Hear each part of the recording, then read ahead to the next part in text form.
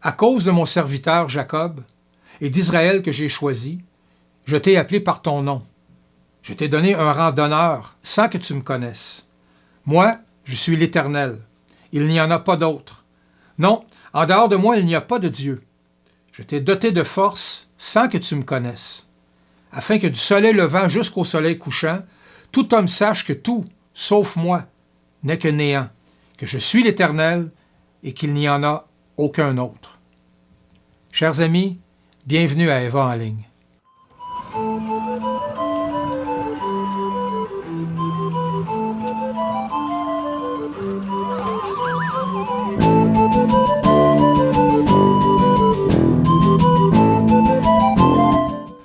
Bonjour tout le monde, mon nom est Michel et aujourd'hui j'ai le bonheur de m'adresser à vous par l'entremise de mon 10e message. Et oui, déjà le 10e message depuis qu'on a cessé de se réunir. Alors que vous soyez sur un téléphone à m'écouter, sur une tablette, sur votre ordinateur ou peut-être même si vous êtes plus techno directement sur votre écran de télévision, dites-vous que je vais essayer dans ce court message, parce que là, la semaine passée, j'ai pas fait un court message. Je voulais faire un court message. Finalement, j'avais tant de choses à dire que je vous ai gardé pendant 32 minutes. Cette semaine, je vous le promets, ça va être moins long et je vais faire tout ce qui est en mon possible pour être le plus inspiré possible et évidemment le plus inspirant possible. Pour vous donner quelques nouvelles, étant donné qu'on ne peut pas se rencontrer depuis des semaines, je suis toujours en attente de retourner au travail. Je sais qu'il y en a parmi vous qui sont retournés, ça fait déjà un bon 3 semaines. Il y en a que ça fait 1 mois qui sont retournés. Mais comme je vous ai dit, faites-vous-en pas. Moi, ça ne me pèse pas le confinement. J'ai plein de choses intéressantes à faire. Ça continue. Alors, je lis des bons livres. J'en ai profité pour apprendre à me servir d'un logiciel de montage vidéo. Peut-être que je vous l'ai déjà dit. Alors, c'est extrêmement bénéfique pour moi. Tout ne m'intéresse pas, mais ce qui m'intéresse, je dévore toute l'information que je peux trouver. Donc, c'est une bénédiction, en fait, pour moi, cette période de confinement-là. Et je sais, malheureusement, qu'on ne peut pas en dire autant pour tout le monde. Et parlant de bénédiction, j'aimerais prendre 2 minutes pour vous suggérer 2 très bons livres écrits par un de mes bons amis, Mathieu Simard, que j'ai eu la chance de lire pendant mon temps de confinement. Alors, le premier livre, L'esprit de moralité, et le deuxième s'appelle L'histoire détournée d'Ismaël. Alors, Ismaël étant évidemment le fils d'Abraham. Certains vont dire le fils illégitime d'Abraham parce que c'est un enfant que c'est pas Sarah qui a enfanté, mais bien sa servante, Agar. Très intéressant, les 2 livres. Si jamais ça vous intéresse d'encourager un auteur cherbourgois, chrétien, le lien est au bas de l'écran, alors lulu.com. Ces livres-là ne sont peu dispendieux, même avec les frais de shipping. Il n'y a pas un livre qui dépasse, je crois, peut-être maximum 19,99 $. C'est très bien écrit. Si vous aimez les ouvrages, les essais qui sortent un peu des sentiers battus, mais qui ne sont pas écrits avec l'arrogance de l'auteur qui pense connaître son sujet mieux que tout le monde, je vous les recommande fortement. Mathieu, c'est un penseur, c'est quelqu'un qui a le don d'aller au fond des choses. Il a beaucoup de connaissances historiques. En réalité, Mathieu, c'est un prof je cherche mes mots, c'est un prof de physique au collégial, mais ça aurait pu tout aussi bien être un historien. Alors, ça vaut la peine. Si vraiment vous voulez parfaire vos connaissances bibliques, je vous les recommande fortement. Ils m'ont grandement béni. Maintenant, les amis, j'aimerais qu'on parle du monde fascinant dans lequel on vit. Et il est d'autant plus fascinant parce que nous qui sommes croyants, normalement, devrions avoir confiance que malgré toute la confusion qui règne à travers la planète présentement, notre Dieu est souverain et il est en contrôle. Et pour utiliser une expression qui, disons-le, est fort à la mode depuis le début de la crise sanitaire dans laquelle on est plongé, présentement, on construit l'avion alors qu'elle est en plein vol. Et malheureusement, elle n'est pas en plein vol solo, c'est-à-dire qu'elle est remplie de passagers et les passagers, c'est nous. Mais heureusement, pour beaucoup de monde, jusqu'à présent, les conséquences de cette crise sanitaire-là sont plus ou moins importantes, sont même minimes, je dirais. Malheureusement pour d'autres, par exemple pour les gens qui ont été confrontés directement à l'horreur des scénarios dont on a entendu parler dans le CHSLD, il y en a pour qui les séquelles vont être pas mal plus importantes et vont durer très longtemps. La pilule magique, ça n'existe que dans les films de science-fiction, ce qui veut dire qu'il y a beaucoup de gens qui vont traîner des traumatismes de ça. Je pense que je vous en ai déjà parlé. Mais je vous le dis parce que j'ai un frère qui est dans le milieu de la santé et j'entends des histoires, des choses. Il y en a qui ont vécu vraiment des scènes auxquelles ils ne s'attendaient pas. Ça me fait penser un peu à des gens qui témoignent alors qu'ils se sont retrouvés comme soldats sur des champs de bataille avec plus ou moins de préparation. Et là, tu arrives dans une situation qui dépasse complètement ce à quoi tu t'attendais. Il y en a qui vont avoir vraiment des traumatismes de ça. C'est pas exagéré de le dire. Donc, le moins qu'on peut se dire, c'est que pour la population en général, malgré toute la bonne volonté de nos dirigeants, il y a encore pas mal de confusion. Parce que si c'était que les dirigeants qui nous donnaient de l'information, ce serait une chose. Mais évidemment, vous le savez comme moi, je le dis souvent, aujourd'hui, l'information vient de partout et on entend une chose et son contraire. Alors, c'est difficile pour les gens en général d'être au clair sur ce qui se passe. Très difficile. Mais une des raisons pour laquelle j'ai choisi le texte d'Ésaïe 45 que je vous ai lu en début de message, c'est que Dieu, lui, heureusement, tient toujours le même discours depuis le jour 1. Ceux qui connaissent moindrement leur Bible savent ça. Et la Bible nous confirme que Dieu est toujours le même. Il était toujours le même, il est toujours le même. Et merci, mon Seigneur, il sera toujours le même. Donc, pas de confusion en Dieu. En tout cas, pas pour nous qui sommes croyants. Donc, toujours le même Dieu, toujours le même discours, depuis la nuit des temps, depuis le jour 1. Dieu dit, je suis l'Éternel, je suis Dieu, je suis le seul Dieu, il n'en existe aucun autre en dehors de moi. Il disait même dans le texte tantôt, en dehors de moi, c'est le néant, donc c'est rien, il n'y a rien qui existe en dehors de moi. Et je suis celui, et celle-là est bonne, je suis celui qui peut te donner de la force, même si tu ne me connais pas, même si tu ne le sais pas, même si tu ne crois même pas en moi, je suis celui qui peut te donner de la force. Petite question. Depuis que vous êtes chrétien, honnêtement, combien de fois avez-vous entendu l'expression « Ah, ça, c'est pas de Dieu ». Les amis, avant d'aller plus loin dans le message, allons ensemble relire les versets que je vous ai lus dans l'introduction de ce message-ci.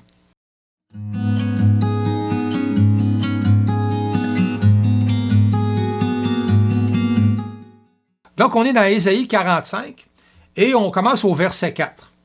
Alors, ça commence en disant, et c'est Dieu qui parle ici, à travers évidemment la bouche du prophète Ésaïe, « À cause de mon serviteur Jacob et d'Israël que j'ai choisi, je t'ai appelé par ton nom, je t'ai donné un rang d'honneur sans que tu me connaisses. » Bon, alors ici, au début du verset, encore une fois, c'est Dieu qui parle, et Dieu confirme que, effectivement, il a choisi Israël. Alors, c'est lui qui a choisi Israël comme étant son peuple physique.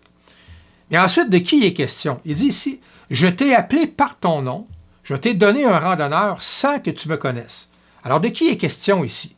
En fait, quand vous lisez Ésaïe 45, au début, c'est assez facile, surtout si vous lisez une Bible avec des commentaires. Moi, je vous lis ça dans la Bible du Sommeur, dans la version Sommeur, et dans ma version à moi, dans ma traduction à moi, il y a beaucoup de commentaires.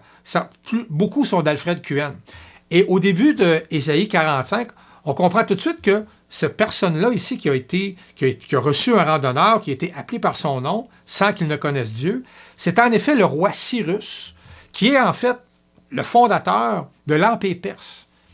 Alors Cyrus est un roi païen, par-dessus le marché, que Dieu a choisi. Donc c'est pour ça qu'il dit, sans que tu ne me connaisses, parce que Cyrus ne connaît pas le Dieu d'Israël à cette époque-là. Et non seulement Dieu a choisi Cyrus pour délivrer Israël de sa captivité à Babylone. Alors, c'est Cyrus qui a permis qu'Israël puisse quitter Babylone pour retourner à Jérusalem. Mais en plus, Dieu s'est servi, l'Éternel s'est servi de ce roi-là pour conquérir les peuples qui ont fait du tort à Israël et donc punir ces peuples-là en même temps. C'est quand même extraordinaire. Non seulement c'est un roi païen, mais lisons ensemble le premier verset d'Ésaïe 45. « Ainsi dit l'Éternel à son oint, à Cyrus, qu'il a pris par la main pour abaisser les nations devant lui et désarmer les rois. » Voyez-vous, non seulement c'est un roi païen, mais en plus, Dieu l'appelle son oint. Et ça, c'est particulier parce que, normalement, ce titre-là, le oint de l'Éternel, n'était utilisé que pour les rois de Juda. Donc, que ça fasse notre affaire ou non, Cyrus, dans l'Ancien Testament, est une préfigure du véritable Messie à venir. Mais même s'il a le titre de oint, même si c'est une préfigure du Messie à venir, ça demeure un roi, un oint, qui est un instrument inconscient dans les mains de Dieu. Ce gars-là n'a aucune idée qui est utilisé par Dieu. Et non seulement il n'a aucune idée qui est utilisé par Dieu, mais pensez-y 2 minutes. Quand on dit que c'est un roi païen, à l'époque, un roi païen, c'était un roi qui était dans des pratiques totalement contraires. Je parle au niveau de sa foi, au niveau du culte qu'il rendait à ses dieux, parce que la plupart étaient polythéistes. Parce que ces rois-là célébraient comme Dieu, et la manière dont ils célébraient leur Dieu, c'est scandaleux par rapport à ce que Dieu demandait à Israël.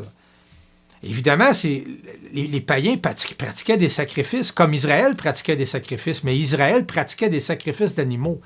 Les païens, ça pouvait aller pas mal plus loin que ça. Les païens pouvaient, à cette époque-là, pratiquer des sacrifices d'êtres humains, d'enfants même. C'est quand même assez spécial que Dieu ait choisi un gars comme ça. Je ne dis pas que Cyrus pratiquait des sacrifices d'enfants, mais c'était quand même une coutume qui pouvait être pratiquée à l'époque. C'était pas extraordinaire. Alors, pourquoi on sacrifiait des humains à cette époque-là? Un peu pour la même raison, si on veut que Israël avait été enseigné à sacrifier des animaux. En fait, le sacrifice d'un animal, c'est pour expier des péchés. Pour les païens, c'était ni plus ni moins pour calmer la colère des dieux. Donc, voilà pourquoi ça pouvait aller jusqu'à des sacrifices humains. Donc, plus le sacrifice était, entre parenthèses, de valeur, bien, plus on croyait apaiser la colère des dieux. Quand même assez tordu comme mentalité. Alors, Cyrus, c'était pas un roi dont ces pratiques-là lui étaient nécessairement étrangères. Bon, tout ça pour vous dire, en fait, frères et sœurs, que Dieu, lui, n'a pas changé et qu'encore aujourd'hui, s'il le décide, il peut utiliser n'importe quel dirigeant du monde pour faire avancer son plan, qu'il le connaisse ou non. C'est-à-dire que le dirigeant soit chrétien ou non. Dieu utilise qui il veut, quand il veut. Il l'a toujours fait et il le fait encore. Il peut même utiliser quelqu'un comme Donald Trump. Je sais que ça vous fait peut-être rire que je vous mentionne Donald Trump, mais j'aimerais vous dire que malgré son immaturité, malgré son narcissisme, malgré tout ce qu'on peut lui reprocher, si Dieu décide de l'utiliser, il va l'utiliser. Maintenant, je sais qu'il y a plusieurs chrétiens évangéliques qui sont derrière Donald Trump aux États-Unis pour différentes raisons. Il y en a qui sont prêts à lui donner, comme on dit en bon québécois, le bon Dieu sans confession. Ils achètent tout ce qu'il dit. Ils croient que Donald Trump, c'est une victime des médias. Ils croient à tout ce qu'il dit. Il y en a d'autres qui sont plus pondérés, plus, je vous dirais, modérés dans leur vision du personnage, c'est-à-dire qu'ils voient ses défauts, ils reconnaissent que le gars, c'est un païen qui se prétend chrétien, mais en même temps, ils reconnaissent aussi que, comme président des États-Unis, Trump a fait beaucoup plus pour préserver les valeurs chrétiennes aux États-Unis que son prédécesseur, Barack Obama. Donc, Dieu n'a pas de permission à demander à personne et il peut utiliser qui il veut.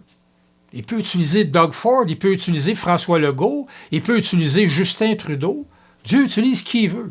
Et voici justement ce que le prophète Ésaïe, en fait ce que l'Esprit Saint a à dire par l'entremise du prophète Ésaïe au verset 9 du 45e chapitre.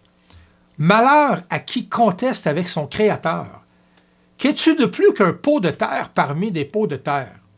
L'argile dirait-elle à celui qui la forme, qu'es-tu en train de faire? Ou l'œuvre à son potier, tu n'es qu'un maladroit?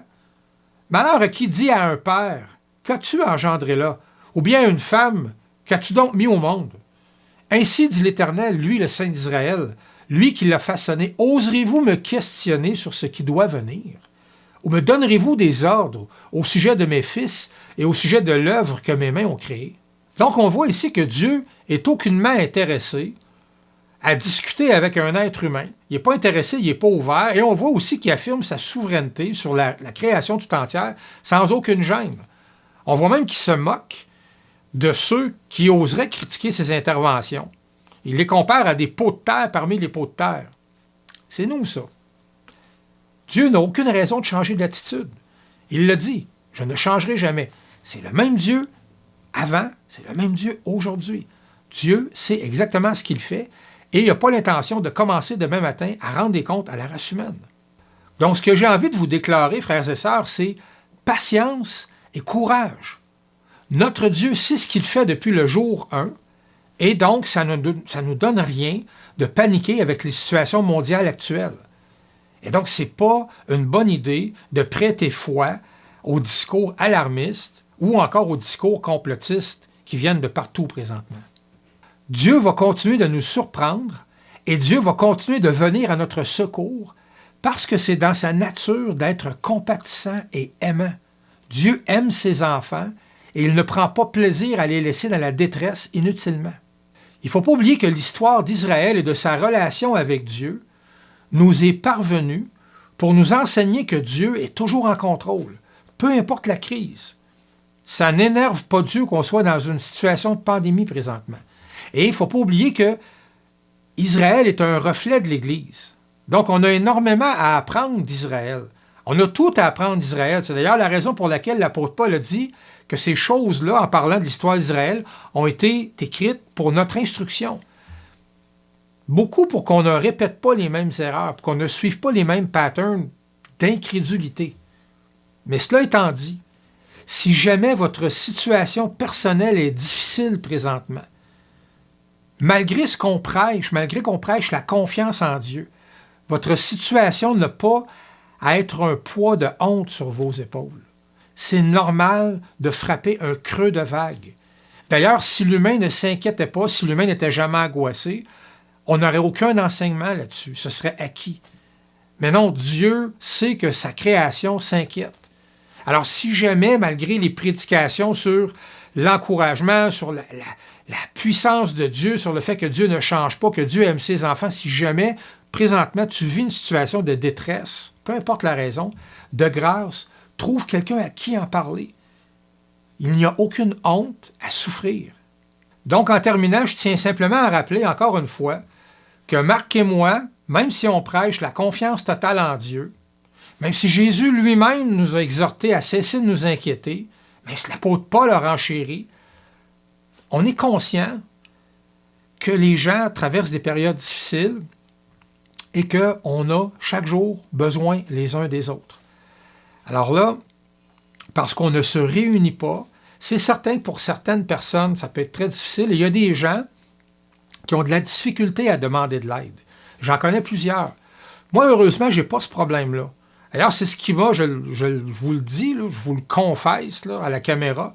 Dans ma vie, j'ai souvent dit que ce qui m'avait, entre parenthèses, sauvé de plus grands malheurs, c'est que j'ai jamais eu de difficulté quand j'étais plus capable d'en prendre, moi, comme individu, à aller vers les gens et à le dire. Là, j'ai besoin d'aide. Je ne suis plus capable. Ça fait du bien. Oui, le Seigneur est là, mais le Seigneur nous a créés des êtres relationnels et il veut qu'on aille les uns vers les autres. L'apôtre Jacques nous encourage aussi. La Bible est un livre où on est encouragé à la relation avec Dieu premièrement, mais les uns avec les autres aussi. Tout le temps, chaque jour. Ça fait partie de notre ADN. Dieu nous a créés comme ça. Alors encore une fois, je sais que je me répète, il n'y a pas de honte à souffrir, à vivre des périodes d'insécurité, d'anxiété, et même d'angoisse. De grâce, trouvez quelqu'un, appelez quelqu'un. Et si vous avez besoin d'aide professionnelle, allez-y. Il y a des très bons thérapeutes chrétiens qui sont là, qui ont de l'expérience, qui peuvent vous écouter. Un nom qui me vient comme ça, Daniel Descaries, c'en est un. Son site Internet est facile à trouver, danieldescaries.com, ou en tout cas, peu importe. Allez taper Daniel Descaries sur Google. Il est là, il existe. Et s'il est trop occupé, il va vous référer à quelqu'un. Je dis ça comme ça pourrait peut-être vous aider. Peut-être que je dis ça là et vous allez dire « Ah, c'est à moi que tu parles. » Ça se peut. Si je ressens le besoin de le dire, c'est que probablement quelqu'un a besoin de l'entendre. Donc, les amis, c'est terminé pour cette semaine. Merci de m'avoir écouté jusqu'à la fin. Encore une fois, j'ai hâte qu'on se rencontre, qu'on puisse se voir, se regarder les yeux dans les yeux. Pour le moment, gardez le courage. Trouvez-vous quelqu'un à qui parler si vous êtes dans le besoin. Je vous aime, j'ai hâte de vous voir. Merci. Et si Dieu le veut, à la semaine prochaine.